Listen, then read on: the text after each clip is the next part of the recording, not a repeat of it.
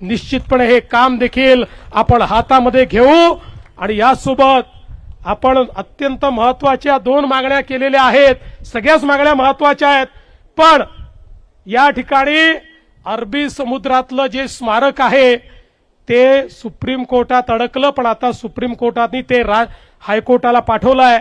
महाराज, आपण महाराजांचे मावळे आहोत, हार मानणार नाही। हायकोर्टामध्ये लढून ते स्मारक आम्ही त्या ठिकाणी मोकळं करून घेऊ आणि कुठल्याही परिस्थितीमध्ये छत्रपती शिवरायांचे स्मारक झालं पाहिजे, हा प्रयत्न आपला असेल। आणि मैं आदरणीय गृहमंत्री जी से इतना ही निवेदन करना चाहता हूं कि हमारे उदयन महाराज ने जो बात कही वो बात बहुत महत्वपूर्ण है कि दिल्ली में भी छत्रपति शिवाजी महाराज का एक राष्ट्रीय स्मारक होना चाहिए। उसके लिए हम आपके पास आएंगे और आपकी मदद लेकर वहां पर उचित स्थान पर ये राष्ट्रीय स्मारक तैयार करने का हम प्रयास करेंगे।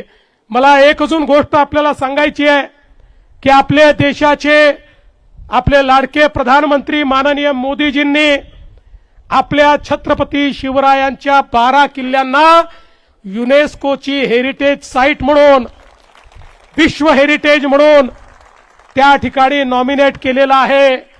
आता 18 ते 21 या कालावधीमध्ये फ्रान्समध्ये युनेस्कोच्या समोर आमचं प्रेझेंटेशन त्या ठिकाणी होणार आहे।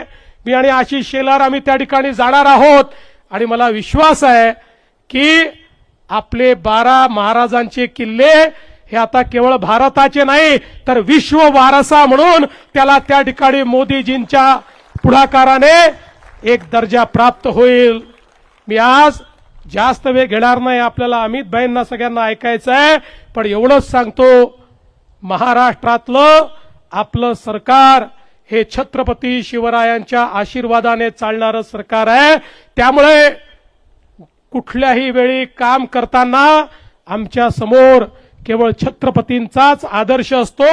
छत्रपतींचा आदर्श आणि भारताचं संविधान या 2च गोष्टींच्या आधारावर आमचं सरकार या ठिकाणी काम करेल हा विश्वास देतो। पुन्हा एकदा छत्रपतींच्या चरणी नतमस्तक होतो आणि माझं बोलणं संपवतो। जय हिंद, जय महाराष्ट्र, छत्रपती शिवाजी महाराज की जय।